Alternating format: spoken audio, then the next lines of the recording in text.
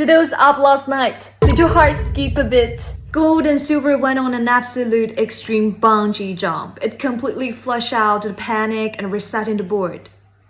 Spot gold nosedived from 5,500 straight to 5,100. Silver was even more brutal, collapsing from 121 to 106. A staggering 8% wipeout in a single day. So now everyone is digging for answer with no major negative catalyst on site. What has triggered a meltdown? But just when everyone is bracing for a total meltdown, the market pulled a total 180. Late night comments from the Trump cabinet touched the three pillars of market volatility: avoiding government shutdown, a potential Russian ceasefire, and a roadmap of the rate cards. Following the briefing, gold suddenly found its footing and snapped back to life. In just over an hour, it surged from 5,270 to 5,360. Up, down, absolute whipsaw action. There's only one truth: the move was just too aggressive. We're looking at a 27% monthly vertical and nearly 100% annually. The trade is saturated with unrealized profits now. The slightest bump sends everyone charging for a very narrow exit at the same time. And can't you notice this? History doesn't always repeat, but it certainly rhymes. Flashback to 1980 and 2011. Gold and silver enter in this kind of parabolic madness too. And the final? In 1980, gold sliced in half, while silver lost 2/3 of its value. In 2011, gold retraced 45% and silver got nuked by 70%. The more parabolic the rally, the more brutal the crash. That's the law of financial physics. Sure, we have new narratives like central bank buying and de-dollarization, but history has a perfect track record.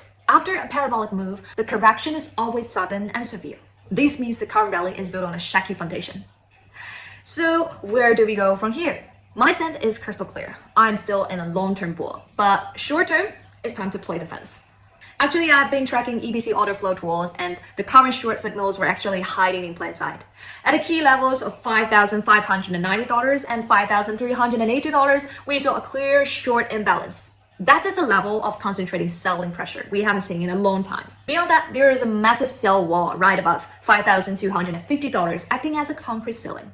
This means if the bulls want to stage a rally, they have to digest that oversaturated selling pressure. But it's still too early to call a total trend reversal. Check the EBC order flow. We see a dense fortress of buy orders protecting the $5,000 level. What's more, there are tons of bids lying in wait just below $5,250 mark, ready to catch the dip. We've got a ceiling above and a floor below. It implies the battle between buyers and sellers reached a boiling point. In a bull run, drops are fast and violent. And please get used to this bungee jump. It's like the new normal for a while. The market needs to flush out the weekends and lock in profits. It's the only way the market to drop the dead weights and start climbing again. So guys, don't chase highs here and become a perma bull at the top. Being long-term bullish doesn't mean buying right now. Patient, wait for the hype for cool off, and watch for that deep squat. That legendary dip. It's your golden ticket. A special warning for leverage traders. With those $100 whipsaws we saw last night, being right didn't even matter. Try not to top fish in a short position. In a frantic bull run, trying to call the top is like stepping in front of the freight train. Zero margin for error. Even if you were a bullish, it doesn't mean you have to be reckless. Wait for the crash, the wick, and the V-shaped recovery signals before entering the right side. Set your stops and stay flat overnight. When the market gets this volatile, trading without a stop loss, it's just making a donation to the liquidity pool. Respect the market because survival the only way to win. I'm cool. Hit follow now and I'll keep you stay sharp in this crazy market.